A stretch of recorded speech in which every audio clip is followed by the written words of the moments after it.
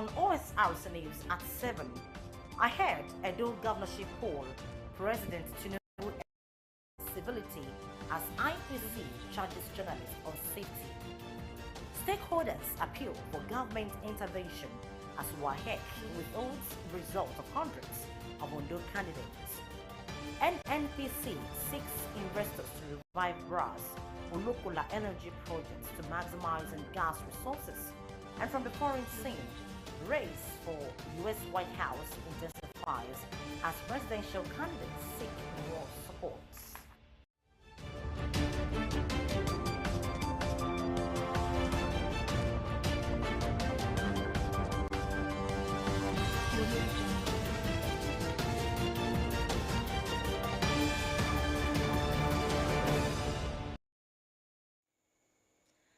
Thank you very much for joining us tonight on the news at 7 on OSRC television. I am Oyewumi Ayinibara.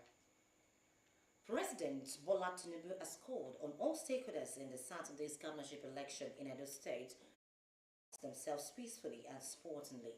In a statement by Special Advisor to the President on Information and Strategy, Bayo Nanuga, the President implores the governorship candidates, political parties, and supporters to respect the democratic process and the people's will while highlighting the voters' rights to make decisions about their future leaders. President Tinubu emphasizes that democracy thrives on civility, tolerance, patience, and respect for the rules of law. He urges all citizens in the state to remain peaceful while encouraging them to resolve any disagreements amicably through the constituted authorities. President Tinubu also expresses unwavering confidence in the professionalism and integrity of security agencies and INEC officials. He urges them to remain impartial and avoid any actions that could compromise the integrity of the electoral process. Meanwhile, ahead of the Edo governorship election tomorrow, the International Press Center, IPC, has charged journalists, security operatives, and other stakeholders to be safety conscious. In a statement by the IPC Press Freedom Officer, Melody Akinjiyo, IPC urged the Inspector General of Police, IGP, Kayode Egbetokun, to advise his officers and men of the field to protect accredited journalists as a critical part of the electoral process. According to the center's executive director, Larry Arugundade, the call was necessary because of the incessant attacks being carried out on journalists during elections by political actors and others. In the meantime, eligible voters in Edo State will cast their ballots tomorrow, September 21, to elect a new governor succeeding the incumbent Godwin Obaseki, whose tenure ends on November 12, 2024. As the election approaches, candidates from 17 political parties have ramped up their campaign activities. Residents of Edo State who spoke with OSRC Zaid Arabisala expressed their hope for a smooth electoral process that will yield a leader capable of advancing the state's development. The governorship election in Edo State is set for September 21, 2024, signaling the gradual end of Governor Godwin's 8th the governorship to be known as the state helmsman, operating across the 14 polling units in 190 states. Parties have nominated candidates from the PDP aiming to continue while representing seeking to regain power. The Labour Party's Olumide Akpata, a former Nigerian Bar Association president, is also in the race, alongside other candidates hoping to break the cycle of governance enjoyed by the PDP and APC since 1999. The people are very eager to vote the candidate of their choice. You know, the things very dicey here because APC is there. PDP is also there, and Labour Party is also there, and other political parties, they are all there. But to me, the main dominant party in this election is APC and PDP. Even the Labour Party, it's pretty strong. What will determine what are you going to show? The because that's the population. What I don't say, the government, the population. National Electoral Commission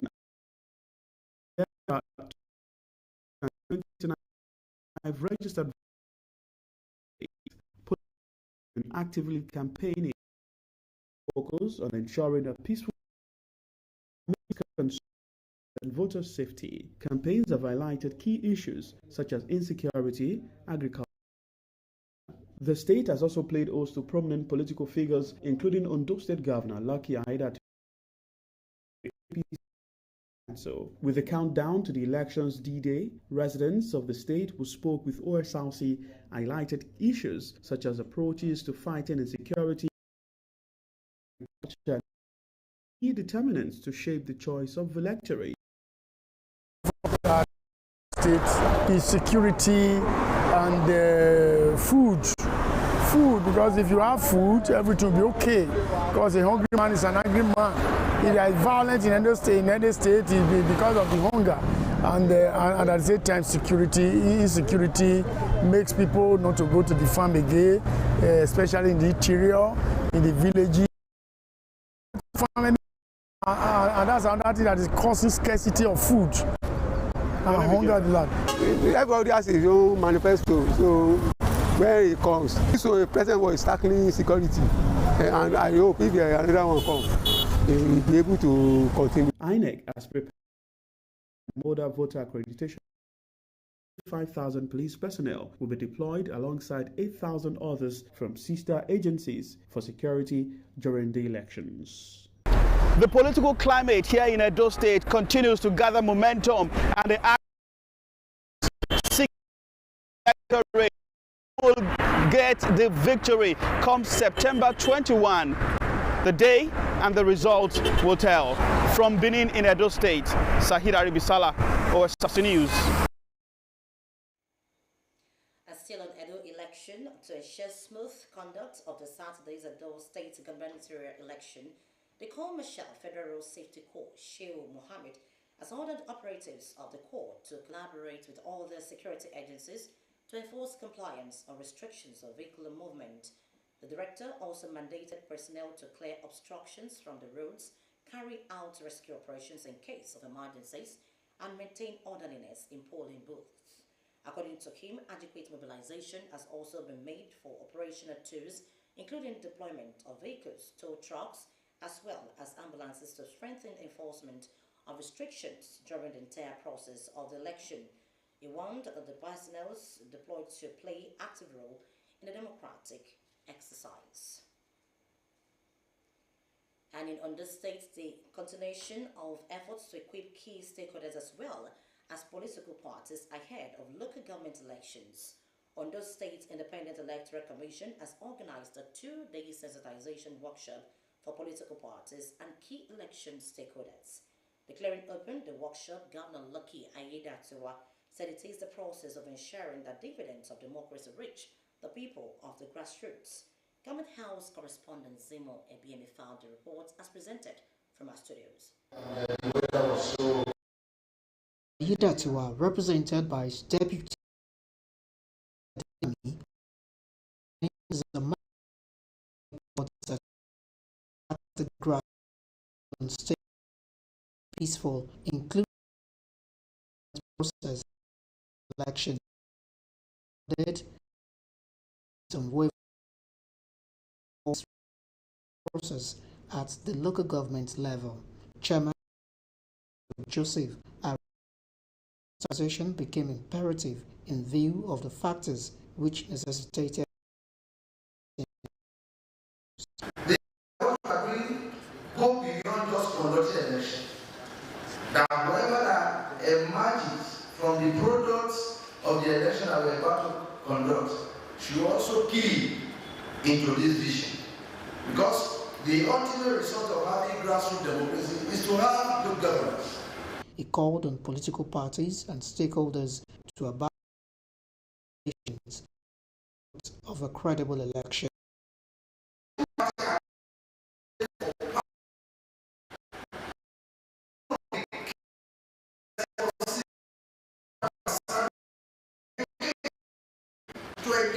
motor enlightenment. If a friend of yours, who you believe that you share the same philosophy, could because of ordinary muscle or porridge betray you, is sure that you have to do more. But now we are brought to here to learn. Let this knowledge ingrain your heart. Let it sink. Now, relegate. Delivering a lecture titled Local Government Follow the laid down guidelines for the conduct of the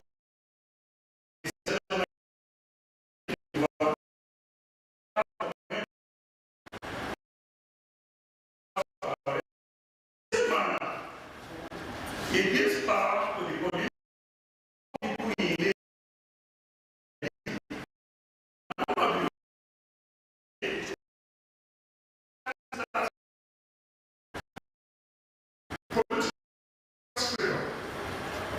It's terrible. Because of that, you will be surprised to know the people who now form the press freedom in Nigeria as opposed to what happens elsewhere. So one man is very, very important. Let us not be depressed by what is happening. We have made some progress. We only need to look at the challenges we have thrown today and look at those challenges as opportunities. On strengthening DME took time to explore the role of stakeholders in achieving a seamless process. The workshop presented by agencies, officers. Election is expected to hold a government on 2025. You're still watching Osrc News at 7 after the break.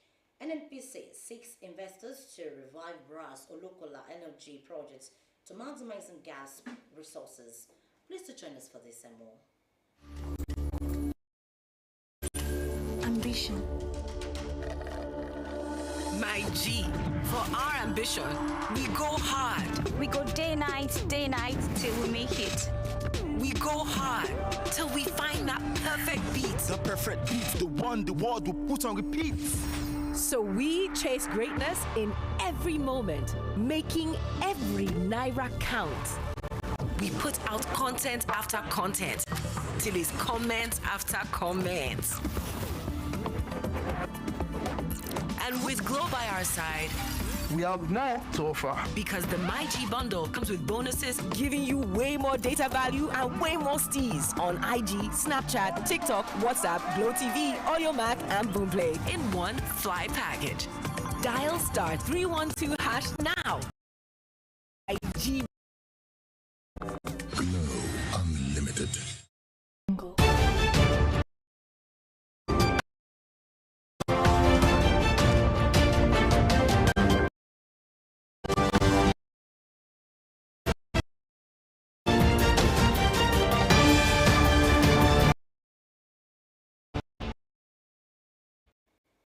Thank you very much for joining us. You can watch us live on our website www.osrc.ng or follow us on Facebook at OSRC TV, and on YouTube you can subscribe to our channel OSRC TV Ondo. Stakeholders have appealed to Ondo State government to wade into the seizure of result of some students who sat for the 2024 West African Senior Secondary Certificate Examination. Those interviewed in Akure said the development is a great setback in their academic pursuit. Our correspondent Abidemi Akintori reports. Close to 4 weeks, SS3 schools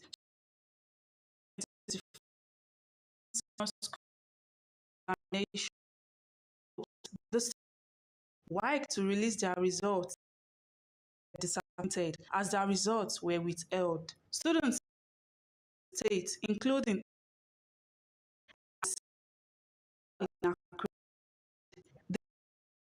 students in secondary school and St. Louis accurate what held. 220 students who, like in St. Louis, had theirs withheld. So that this was the first time that such would happen, and the reason for it is still sketchy, as at the time of fire. Reports also show the seizure require peace continue to trail the development. Principal officer of model we told have psychological effects. Some of them that they were outstanding, that some of them they were head. The outstanding was in maybe one subject.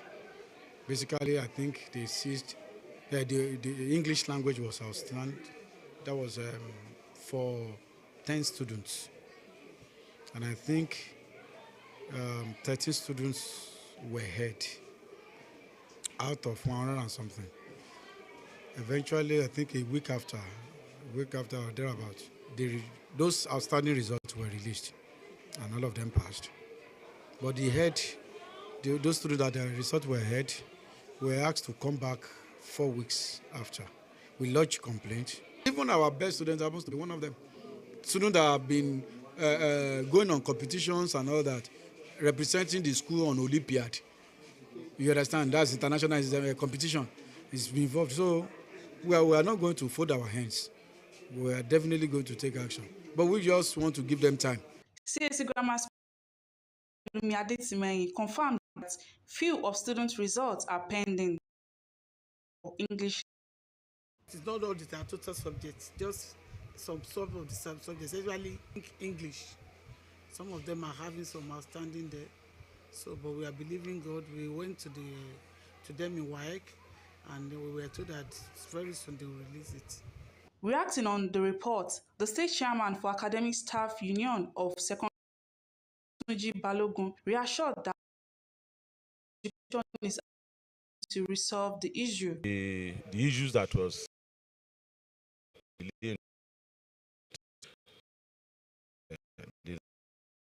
but we have some pocket of students who have actually asked that score. As it is, I am aware, top sure, they are working around the clock.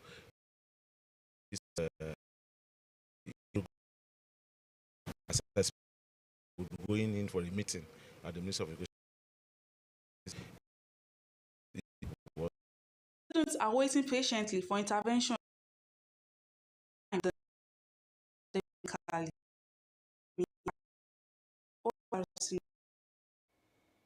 Also, the National Examination Council, NECO, has reviewed plan to investigate and interrogate authorities of 40 schools over allegation of examination malpractices. This came as examination body announced the release of results for the June-July 2024 Senior School Certificate Examination, with 60.55% of candidates securing 5 credits and above in English language and mathematics. The registrar of NECO, Professor Dantani Ibrahim Wushishi, made this known while briefing journalists at the NECO quarters in Minna, Niger State. Professor Wushishi said a total of 1,376,423 candidates comprising 706,950 males and 669,473 females registered for the exam, out of which about 8,234 were involved in exam fraud. He urged candidates who sat for the examination to visit the NECO website to access their results. The National Agency for Food and Drug Administration and Control has raised the alarm over the circulation of falsified medicines in Nigeria, posing a significant threat to public health. Director of NAFDAC's Northwest Zone, Bala Michelia, emphasized that the fight against substandard and falsified medicines cannot be won in isolation. It requires collaboration between government agencies, healthcare professionals, law enforcement, and the public. He urged everyone to join in the fight to ensure all drugs are safe for use as NAFDAC intensified surveillance activities, regulation, education, and awareness campaigns to safeguard public health. The Presidential Livestock Reform Committee has stated that the most viable solution to the farmer herder crisis is the combination of both ranching and open grazing. The co-chairman of the committee, Professor Atari Jega, after the committee submitted a 152 pages inception report on livestock reforms in Nigeria, said the recommendations will serve as an interim measure while the federal government promotes its long-term objective of intensive livestock production. The co-chairman, who appeared alongside three members of the committee, explained that the committee is focused on achieving a long-term objective of intensive livestock production. He added that the recommendation policies and frameworks would accommodate both ranching and open grazing for a defined period while raising awareness of the intensive nature of pastoralism. The federal government is set to achieve over 60% savings on diesel costs following successfully trained locomotives to operate on a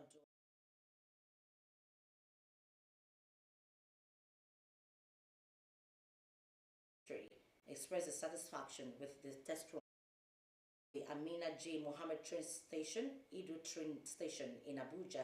The minister led the demonstration of the locomotive's capabilities along the Abuja-Kaduna rail corridor. The newly retrofitted locomotives, which run on a 70% liquefied natural gas and 30% diesel mix, were test run by the Federal Ministry of Transportation, marking a significant step in reducing operational expenses and promoting cleaner energy in Nigeria's rail transport system. The minister also outlined plans to extend the retrofitting initiative across the national rail network. In the meantime, the Nigerian National Petroleum Company Limited says it has begun discussions with investors to revive the Brass and Olokola liquefied natural gas project. Chief Financial Officer Omar Ajiya said this on the sidelines of the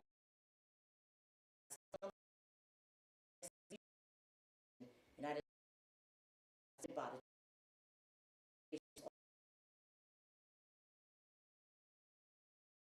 presidential gas to maximize the nation's abundant gas resources for economic development.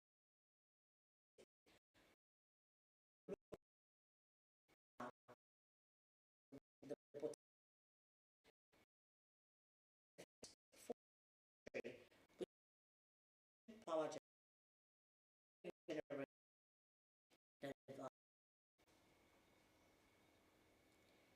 The Nigerian Hydrological Services Agency, NIHSA, has warned Nigerians resident in floodplains to relocate immediately in anticipation of attendant floods that annually come with release of water from the Lagdo Dam in Cameroon. NIH gave the warning in Abuja, said its agency met with authorities in Cameroon and agreed that water from the dam be released intermittently for the River Benue and River Niger in Nigeria to be able to contain the volume of water to avoid flooding in 11 states at risk. HSA listed flood-prone states: Taraba, Benue, Nasarawa, Kogi, Edo, Delta, Anambra, Bayelsa, Cross Rivers, and Rivers. The release of water from Lagdo Dam comes days after water from overflowing Alao Dam killed over 30 persons and swept away thousands of homes in Maiduguri, the Borno state. Recall that on Tuesday, the federal government alerted Nigerians to the plan by the Cameroonian authorities to release water from the Lagdo Dam. And now we move to the foreign scene. Kamala Harris took part in a rally hosted by television personality Oprah Winfrey in Michigan on Thursday night. Meanwhile, Donald Trump addressed a pro-Israel group in Washington, D.C. Seun Adetola has more. Republican presidential candidate Donald Trump courted Jewish voters on Thursday.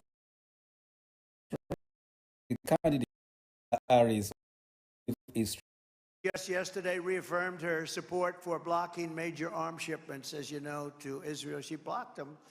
If these are positions Kamala Harris takes before the election, just wait to see what she would do after the election. You won't have a country left. Trump's record on Israel is attractive to some Jewish voters. He moved the Tel Aviv, he launched the Abraham relationship.